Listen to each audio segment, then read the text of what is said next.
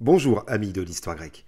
Je vous présente aujourd'hui une vidéoconférence sur les relations entre les Grecs et les Celtes qui furent fructueuses mais non exemptes d'épisodes violents comme la grande expédition des années 270 avant notre ère. Les Grecs s'intéressèrent assez tôt à la culture et au mode de vie des Celtes et allèrent même jusqu'à les considérer parfois comme des philhellènes. Nous tâcherons donc de montrer les liens commerciaux et culturels entre ces deux civilisations, ainsi que l'influence de l'hellénisme chez les Celtes. Alors, pour information, on emploie plutôt le terme celte quand on parle du peuple et celtique quand on parle de la culture ou de la langue. Alors, concernant mes sources, j'ai utilisé le Wikipédia en français et en anglais, mais seulement pour traiter de la grande expédition ou de quelques généralités. Pour le reste, je m'appuie essentiellement sur un article universitaire intitulé L'opinion que les Grecs avaient des Celtes, publié en 1984. J'ai aussi utilisé le mémoire de maîtrise d'un Québécois sur le sujet des Galates. Donc voilà pour ce préambule. Donc voyons en première partie le problème du terme celte. Les Celtes étaient un groupe ethno-linguistique qui s'étendait à travers une grande partie de l'Europe centrale et occidentale au cours de l'âge du fer européen. Les Celtes étaient divisés en plusieurs groupes distincts et parlaient différents dialectes de la langue celtique, elle-même rattachée à la famille des langues indo-européennes. Rappelons tout de même que dans l'Antiquité, les Celtes ne disposaient pas d'une langue écrite.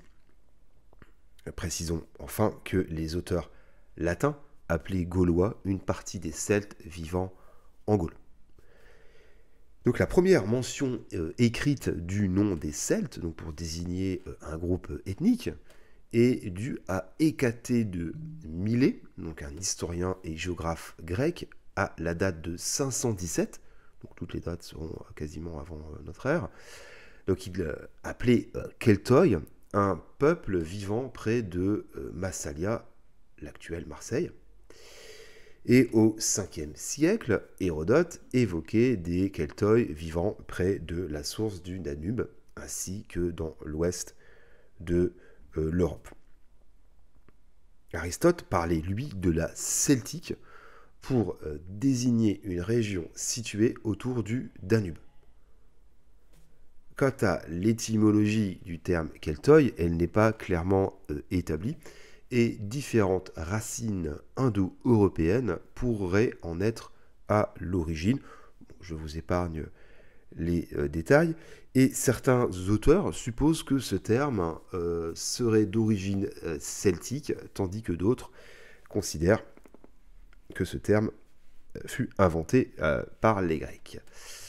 Enfin, dans certains contextes, les Grecs appelaient les Celtes les Galates, dont l'étymologie, elle aussi, n'est pas clairement établie.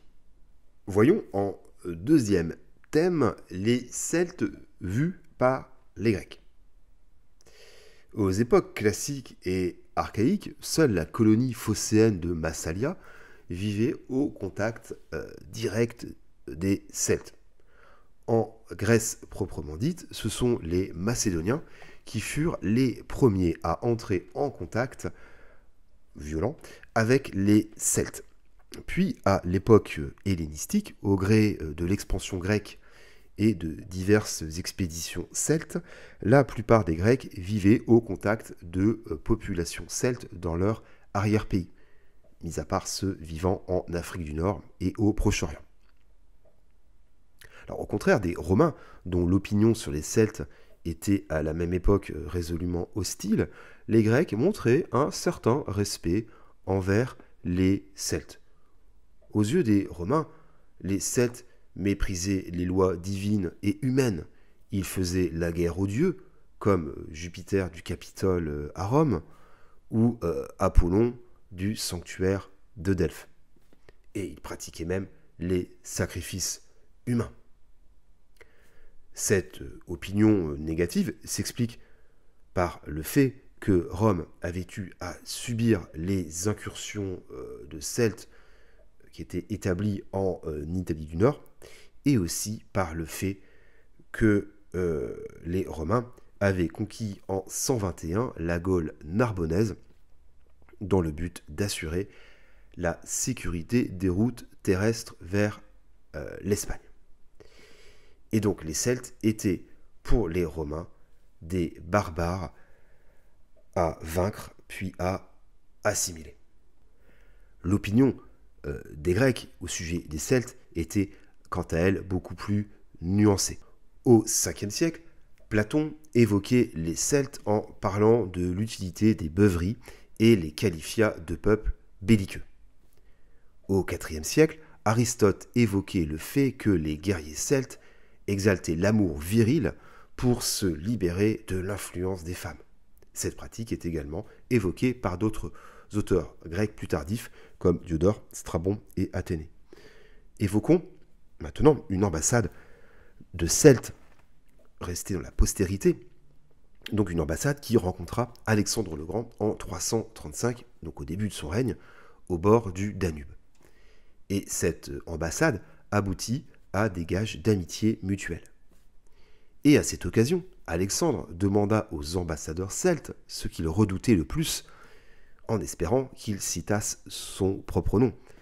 Mais la réponse des Celtes fut tout autre, car ils répondirent qu'ils ne redoutaient rien à part de voir le ciel tomber sur eux.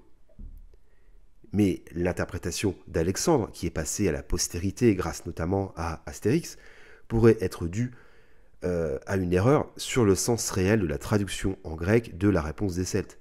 Car ceux-ci auraient dit « On craint que Taranis nous tombe sur la tête », évoquant le pouvoir foudroyant du dieu du ciel. Et l'interprète grec aurait traduit Taranis par Ouranos, assimilant Taranis au dieu du ciel. Mais Alexandre aurait compris Ouranos en prenant le nom du dieu pour le ciel en lui-même. Et à cette occasion, Alexandre fit remarquer à ses officiers qu'il trouvait les Celtes bien fanfarons. Par ailleurs, certains textes considéraient les Celtes comme des philhellènes qui pouvaient s'affranchir de leur barbarité grâce à l'influence bénéfique des Grecs. Le géographe Simnos de Chios écrit au IIe siècle avant notre ère que les Celtes avaient des usages helléniques du fait de leur relation habituelle avec les Grecs. Il insistait aussi sur leur sens de l'hospitalité et leur goût pour la musique. À l'époque hellénistique, au cours de diverses péripéties, les Grecs eurent l'occasion de mieux connaître le côté brutal des Celtes. L'historien Diodore écrit qu'ils étaient d'un aspect effrayant et que l'intonation de leur voix était rude et menaçante. Il déplorait également leur goût immodéré pour le vin. Il souligne tout de même leur esprit et leur aptitude pour les sciences. L'historien Polybe insistait sur leur bravoure à la guerre et leur courage face à la mort. Le géographe Pausanias, qui est la source principale au sujet de la grande expédition, insista sur leur sauvagerie en les décrivant comme impies et des plus violents. Le géographe Strabon note qu'ils avaient la manie de la guerre, tout en demeurant des gens simples et sans malice. Il louait leur force physique et leur courage. Et donc certains de ces textes assez précis montrent que des Grecs eurent des contacts directs avec les Celtes, comme le philosophe et géographe Posidonios d'Apamée, qui séjourna longtemps en Gaule à la fin du IIe siècle et dont le récit a été en partie repris dans certains livres de Diodore. Voyons en thème numéro 3 le commerce entre Grecs et Celtes. Donc dès la fin du 7e siècle, un commerce entre les Grecs et les populations celtes des côtes méditerranéennes et de l'intérieur de la Gaule est attesté par diverses découvertes de céramique et de vases. D'autres trouvailles dans les vallées du Rhin et du Danube atteste qu'à l'époque archaïque, les Celtes importaient des cruches à vin étrusques, mais aussi des objets grecs. En outre, des céramiques dites pseudo-ioniennes furent fabriquées dans la vallée du Rhône et imitaient le style grec. La plus célèbre pièce d'origine grecque retrouvée en Gaule est le cratère de Vix, provenant d'une tombe de femme en Bourgogne. Il fut réalisé vers 530 dans un atelier corinthien d'Italie du Sud. Donc, tous ces objets témoignent de la longue pénétration pendant près de 2 siècles d'influences techniques et artistiques grecques en Gaule celtique. Évoquons maintenant plus en détail le cas de Massalia, qui fut le premier lieu de contact direct entre Grecs et Celtes. Le géographe Strabon écrit au 1er siècle de notre ère que cette ville avait rendu les Celtes à ce point philhellènes qu'ils rédigeaient leurs actes en langue grecque et qu'ils prenaient goût à l'étude et faisaient bon accueil aux sophistes grecs. La future Marseille fut donc fondée vers 600 par des colons venus de Phocée, donc l'actuelle Smyrne, une cité grecque située en Ionie, sur la côte ouest de l'Anatolie, sachant que les Phocéens étaient eux-mêmes issus de colons athéniens et phocidiens. Alors le peuple autochtone des environs de la cité était les Ségobriges, un peuple celto-ligure, sachant que les Ligures restent en eux-mêmes très méconnus et que leur appartenance à la famille des peuples celtiques reste sujet à débat. Et donc l'implantation pacifique des colons grecs fut permise par l'octroi d'un territoire par un roi celte, dénommé Nanos, qui maria sa fille à un chef grec selon les dires d'Aristote. Par la suite, les Massaliotes durent tout de même faire face aux incursions des Celtes. Ainsi, le fils du roi précédemment évoqué décida d'attaquer les colons grecs. Mais les troupes celtes furent finalement repoussées. Et par cette victoire, les Grecs purent s'accaparer une partie de l'arrière-pays. Massalia devint alors un centre commercial prospère et fonda d'autres colonies comme les futures Nice, Agde, Antibes ou Monaco. Les Massaliotes échangeaient des produits grecs tels que la poterie, les textiles et les vins avec les Celtes et d'autres peuples comme les Ligures et les Ibères. Elle se consacra d'abord exclusivement au commerce avec l'Espagne, et ce n'est que 50 ans plus tard, après la fondation par les Massaliotes d'un comptoir en Catalogne, que le commerce entre Grecs et Celtes s'intensifia. Les marchandises grecques et étrusques, comme le vin, la céramique et divers produits de luxe, pénétrèrent en profondeur dans les régions occupées par les Celtes. Des itinéraires de convois étaient organisés, jalonnés par des chaînes d'entrepôts constituées par les oppida celtes. Les Celtes frappèrent aussi leur propre monnaie en imitant les monnaies massaliotes. Voilà donc pour le cas de Massalia. Évoquons enfin l'arrivée des Celtes en Italie du Nord, qui permit à ces derniers de se rapprocher des Grecs d'Italie du Sud et fit évoluer leurs pratiques artistiques. Car au milieu du VIe siècle, des Celtes s'installèrent au pied du versant italien des Alpes dans la vallée du Tessin. Puis, après une série d'invasions, des tribus celtiques occupèrent au siècle suivant des territoires dans la vallée du Pô et dans les Apennins. Et au cours de cette période, le commerce entre Celtes et Étrusques s'amplifia. Les commerçants étrusques étaient alors les intermédiaires du commerce entre Grecs et Celtes. Puis, entre 390 et 380, d'importantes forces celtes traversèrent à nouveau les Alpes et occupèrent l'Italie du Nord pour en chasser les Étrusques. Et c'est à ce moment-là que les Sénons constituèrent un domaine indépendant. Et tous ces événements aboutirent à l'invasion du Latium par les Sénons et à la prise de Rome vers 390, avec le fameux épisode des oies du Capitole. L'occupation donc par les Celtes de l'Italie du Nord amena des contacts avec les Grecs, qui étaient donc installés en Italie du Sud et au-delà, notamment en Sicile. Voyons en thème numéro 4 le mercenariat celte. Donc les Celtes d'Italie dont on vient de parler constituaient à partir du IVe siècle une masse de guerriers redoutables que les Étrusques puis les Grecs utilisèrent sous forme de mercenaires. La première mention de ce mercenariat au service de Grecs date de 369. En effet, 2000 guerriers celtes et ibères firent voile de la Sicile vers Corinthe, où ils furent envoyés par le tyran Denis de Syracuse pour porter secours aux Spartiates face aux Thébains. Et les Celtes parvinrent à infliger de lourdes pertes à leurs adversaires, ce qui leur conféra beaucoup de prestige parmi les Grecs. Ensuite, dans son expédition en Afrique contre les Carthaginois en 307, Agathocle de Syracuse recruta lui aussi des mercenaires celtes. Et donc ces événements montrent que les tyrans de Syracuse utilisèrent particulièrement des mercenaires celtes. À l'époque hellénistique, les Celtes, appelés donc plutôt Galates par les Grecs, furent utilisés en grand nombre par les royaumes lagides et séleucides après l'implantation d'une principauté galate au centre de l'Anatolie, dont on reparlera par la suite. Ainsi, durant le conflit contre son frère Séleucos II, Antiochos Hiérax, dit l'Épervier, employa massivement des mercenaires galates qui lui donnèrent la victoire en 240 à la bataille d'Ancyre, l'actuelle Ankara. Et au lendemain donc, de cette bataille, Hiérax connut des difficultés avec les mercenaires galates qui menaçaient de décimer la famille royale s'ils n'étaient pas généreusement payés. Et afin de les conserver à ses côtés et de les occuper, Hiérax paya grassement les Galates et décida de les entraîner contre Pergame vers 238. Et finalement, Hiérax fut battu par Attale, le dynaste de Pergame, qui ensuite en profita pour prendre le titre royal. Donc d'autres armées hellénistiques comptaient des Galates dans leur rang. À la bataille de Raphia en 217, l'armée lagide comportait plusieurs milliers de fantassins celtes.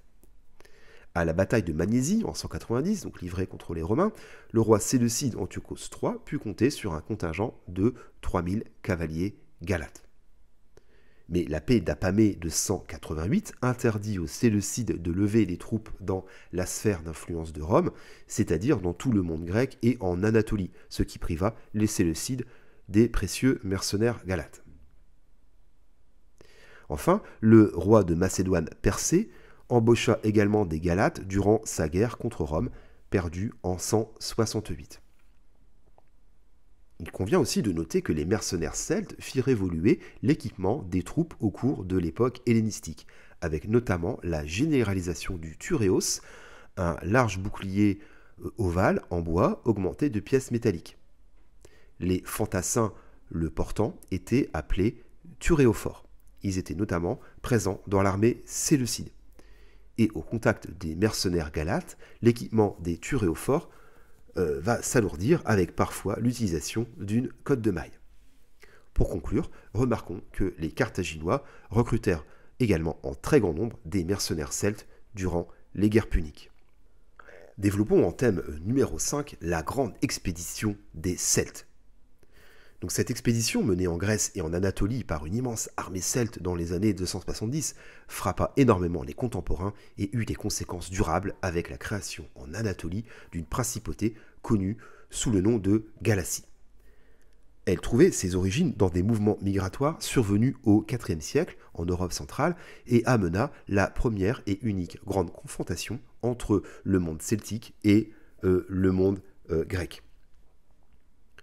En 335, les Celtes, conscients de la puissance de la Macédoine, avaient conclu, on l'a vu, un traité d'amitié avec le jeune Alexandre. Et après la mort d'Alexandre, les armées celtes commencèrent à s'abattre sur les régions du sud, menaçant le royaume de Macédoine. En 310, une armée celte attaqua profondément en territoire illyrien, essayant de soumettre les différentes tribus, notamment Dardaniens, Péoniens et Tribales.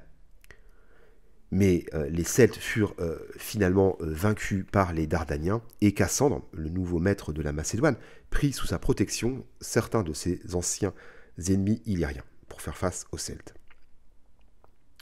Et donc en 298, des Celtes emmenés par un dénommé Brennos, dont on reparlera, donc à distinguer de celui qui prit Rome un siècle auparavant, avaient tenté d'attaquer la Thrace et la Macédoine pour finalement être repoussés par les troupes de Cassandre.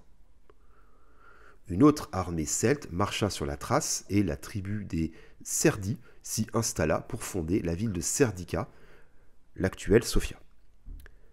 Puis, en 279, 300 000 Celtes, femmes et enfants inclus, prirent la route des Carpates pour entrer en Grèce. Oui, la fin du règne du roi de Lysimaque, donc qui avait auparavant repoussé une incursion celte, marqua le début d'une période d'anarchie, et la Macédoine n'apparaissait plus comme étant le bouclier de la Grèce. Et donc l'immense armée celte s'arrêta d'abord en Thrace, où ses forces furent divisées en trois. Une première armée se dirigea contre les Thraces et les Tribales, une deuxième armée se dirigea contre les Macédoniens et les Illyriens, et une troisième armée, commandée donc par Brennos, se dirigea contre les Péoniens, donc ils sont apparentés aux Thraces. Et donc les Celtes infligèrent une lourde défaite aux Macédoniens, dont leur nouveau roi, l'éphémère Ptolémée Kéronos, fut capturé et exécuté. Mais les Celtes furent finalement repoussés par le régent Sosthène. Le contingent de Brennos donc, attaqua alors Sosthène, le vainquit, et commença à ravager le pays. Et après cette expédition, Brennos exhorta à une attaque conjointe et potentiellement lucrative contre la Grèce. Et donc les troupes d'élite emmenées par Brennos descendirent en direction des Thermopyles avec pour objectif la prise du sanctuaire de Delphes et de son immense trésor. Elles ravagèrent la Thessalie et massacrèrent les populations. Mais une armée de 30 000 Grecs, rassemblés sous le commandement d'un général athénien, leur opposèrent une vive résistance aux Thermopyles en les empêchant notamment de traverser une rivière. Et donc contraint de battre en retraite, Brennos envoya une armée envahir l'Étolie dans l'espoir de persuader le contingent étolien de quitter les Thermopyles pour défendre leur patrie. Alors le plan fonctionna, mais c'était sans compter les redoutables Étoliens qui infligèrent de telles pertes aux Celtes que moins de la moitié put retourner aux Thermopyles. Et pendant ce temps, les habitants grecs donc, montrèrent sous la menace de Brennos un col de montagne qui lui permettrait d'attaquer les arrières des Grecs. Et oui, c'est bis repetita après les Thermopyles contre les Perses. Et donc Brennos fit franchir le col à 40 000 de ses hommes, qui étaient cachés donc, par le brouillard, et dispersa les troupes grecques qui gardaient le col. Cependant, l'armée grecque qui gardait les Thermopyles fut informée à temps. Et la flotte athénienne évacua l'armée, et Brennos put alors continuer sa marche vers Delphes sans attendre les restes de son armée. Sauf qu'aux environs de Delphes, les Celtes furent victimes d'un terrible orage qui rendit impossible toute manœuvre. La légende veut que cet orage fut une manifestation d'Apollon pour sauver son sanctuaire. La nuit qui suivit fut glaciale, et au matin, les Grecs les attaquèrent de toutes parts. Brennos fut blessé, et les Celtes durent reculer, tuant leurs propres blessés, incapables de battre en retraite. Cette nuit-là, la panique s'empara du camp, les Celtes se battant même entre eux. Ils furent rejoints ensuite par le reste de leur armée, mais les Grecs les contraignirent à une retraite à grande échelle. Et Brennos, accablé par ses blessures, préféra se suicider. Et donc pressés par les Étoliens, les Celtes se replièrent vers les Thermopyles, où là ils furent taillés en pièces par les Thessaliens qui les attendaient. Alors le sanctuaire de Delphes organisera plus tard de célèbres fêtes pour commémorer cette victoire, donc fête qui était composée de compétitions sportives et musicales, à laquelle étaient invitées de nombreuses cités. Et donc selon une légende connue sous le nom d'or de Toulouse, Delphes fut tout de même dépouillée de son trésor que une tribu celte, donc les Volques tectosages, rapportèrent ensuite dans l'actuelle région toulousaine. Cet or, frappé de malédiction à cause de son origine sacrilège, aurait été récupéré par les armées romaines durant la conquête de la Narbonnaise. Mais ce récit, quoique séduisant, est bel et bien légendaire, car des études menées sur des torques assimilés donc au trésor de Delphes montrent que ces objets sont composés d'or presque pur, tandis que l'or tiré des mines grecques était lui composé d'une part importante d'électrum. Alors finalement, l'armée celte qui restait en Grèce fut vaincue en 277 au sud de la Thrace par Antigone II Gonatas, donc le fils de Démétrios Poliorcète. Il remporta par la ruse une grande victoire et en profita pour monter sur le trône de Macédoine, donc fondant la dynastie antigonide. Par la suite, les rescapés celtes s'installèrent au confluent de la Save et du Danube en se mêlant aux autochtones. Une autre partie de l'armée celte qui avait pénétré en Thrace s'avança vers la mer Noire et fonda en 277, aux portes de Byzance, le royaume de Tilis qui sera ensuite conquis par les Thraces. Enfin, une armée celte franchit en 278 le détroit hellespontique à l'invitation du roi Nicomède de Bithynie, qui était alors en guerre contre le séleucide Antiochos Ier. Et le soutien des Celtes permit à Nicomède de sauver son trône, et il leur offrit en récompense des terres situées au sud de son royaume. Et de là, ils commencèrent à dévaster la partie occidentale de l'Anatolie, de la Troade jusqu'à la Carie, et soumirent des cités aux tribus, poussant à Antiochos à intervenir en 269. Et l'armée séleucide défie les Celtes durant la bataille dite des éléphants, car Antiochos y utilisa 16 éléphants de guerre. Alors, les Galates continuèrent tout de même leurs incursions, et ils avaient pour habitude d'enlever des citoyens ou des citoyennes grecs pour obtenir des rançons, et allaient même jusqu'à piller les temples. Et donc l'effroi causé par les pillages galates restera vivant dans la tradition littéraire grecque puis romaine. Voyons en thème numéro 6, les Galates. Donc, après leur défaite face aux Séleucides, les Celtes se fixèrent au centre de l'Anatolie. Alors, ils étaient formés de 3 tribus, les Trogmes, les Tolistoboges et les Tectosages, qui se partagèrent le territoire et établirent de nombreuses places fortes. Ils continuèrent à menacer les cités grecques et aussi les campagnes, moins bien protégées que les cités, par de nombreux raids, et ils furent plusieurs fois en conflit avec les Attalides de Pergame, sachant également que des tribus celtes venues de Thrace pillaient régulièrement l'Anatolie. Vers 238, alors au service du séleucide Antiochos Hiérax, les Celtes furent, ou les Galates, vaincus par Attale de Pergame, qui en profita pour prendre le titre royal. Et cette victoire donnera naissance à la tradition du Gaulois mourant dans la sculpture antique. Les Celtes se regroupèrent alors dans la partie nord de la Phrygie, qui reçut dès lors officiellement, on dira, le nom de Galatie.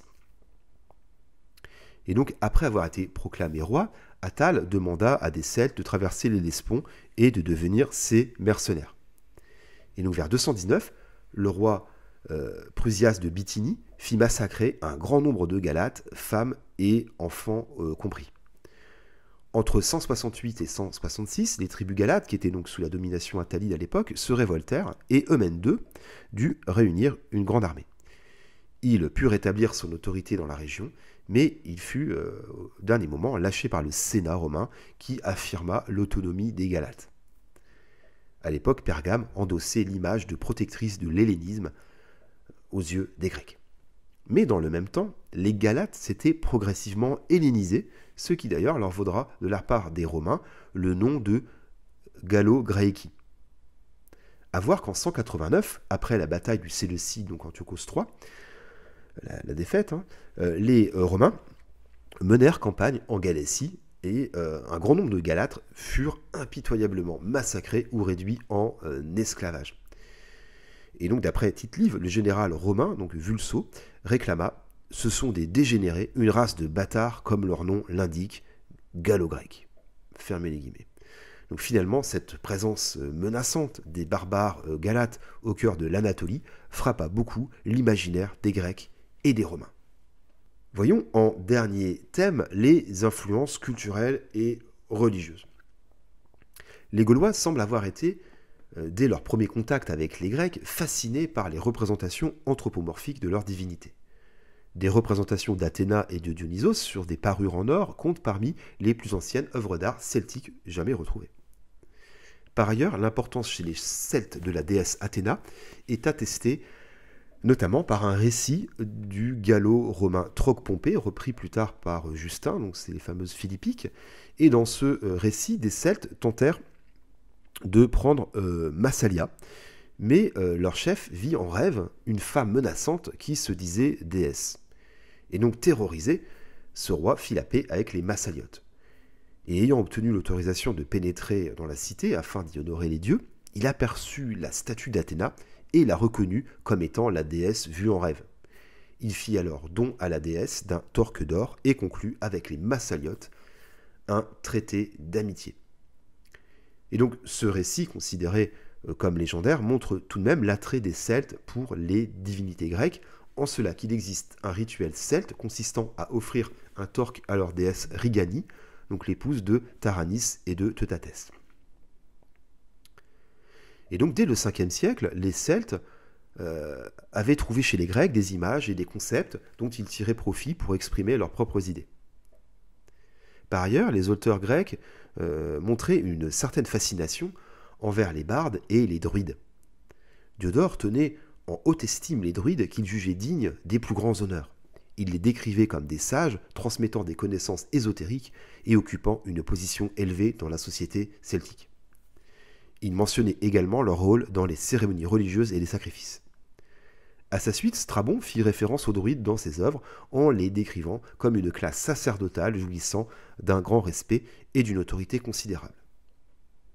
Strabon soulignait également leur rôle dans l'éducation, la préservation du savoir sacré et leur influence politique au sein des communautés. Le poète romain Lucain allait même jusqu'à dire que les druides étaient les seuls qui connussent la vraie nature des dieux. Diodore évoque par ailleurs les bardes en ces termes, ouvrez les guillemets. Il y a chez les Celtes des poètes lyriques qu'ils nomment bardes. Ces poètes accompagnent avec des instruments semblables à des lyres leurs poèmes qui sont tantôt des hymnes, tantôt des satires. Et souvent sur les champs de bataille, au moment où les armées s'approchent, les épées nues, les lances en avant, ces bardes s'avancent au milieu des adversaires et les apaisent comme on fait les bêtes sauvages avec des enchantements. Ensuite, plusieurs textes grecs et latins, donc ces derniers étant dérivés de sources grecques, mentionnent les rapports entre les druides et les philosophes grecs, en particulier les pythagoriciens. Le pseudo-Aristote écrivit en effet dans son livre du Magique que certains donc prétendent que la philosophie serait née dans les pays barbares, et donc chez les Perses par les mages, chez les Babyloniens et Assyriens par les Chaldéens, chez les Indiens par les gymnosophistes, les philosophes nus, les brahmanes on dirait, et chez les Celtes et Galates par les druides. Évoquons pour conclure les liens entre les druides et l'école pythagoricienne, car à la suite des auteurs antiques, certains chercheurs ont tenté de trouver des similitudes, bien que cela soit plutôt spéculatif. Alors tout d'abord, les deux groupes sont souvent associés à des enseignements ésotériques et à la préservation d'un savoir secret. Ensuite, les deux groupes mettaient l'accent sur l'éducation au sein de leur communauté et l'instruction de leurs disciples. Enfin, ils étaient associés à des pratiques et à des cérémonies religieuses. Mais les preuves historiques d'une influence directe ou d'une interaction entre les druides et les pythagoriciens font défaut et les parallèles proposés sont souvent des conjectures basées sur des généralisations culturelles. En guise de conclusion, les relations entre les Grecs et les Celtes furent dans l'Antiquité marquées par une combinaison fascinante de conflits et de contacts culturels. Les Grecs rencontrèrent les Celtes en tant que voisins lointains ou en tant que mercenaires dans leur armée, et leurs interactions ouvrirent la voie à des échanges fructueux. Les Celtes, peuple migrateur et guerrier, apportèrent leur expertise au combat. Les Grecs, peuple savant et commerçant, apportèrent leur art et leur technique. Bien que les relations entre les Grecs et les Celtes aient été marquées par des périodes de confrontation, elles témoignent de la capacité des anciennes sociétés à absorber et à s'influencer mutuellement. Finalement, les relations entre ces deux peuples reflètent l'intrication complexe des civilisations antiques où le conflit et la coopération ont sculpté le paysage culturel de l'Europe ancienne. Ainsi se termine cette vidéo, j'espère qu'elle vous a intéressé. Je vous remercie pour vos retours et vous dis à bientôt.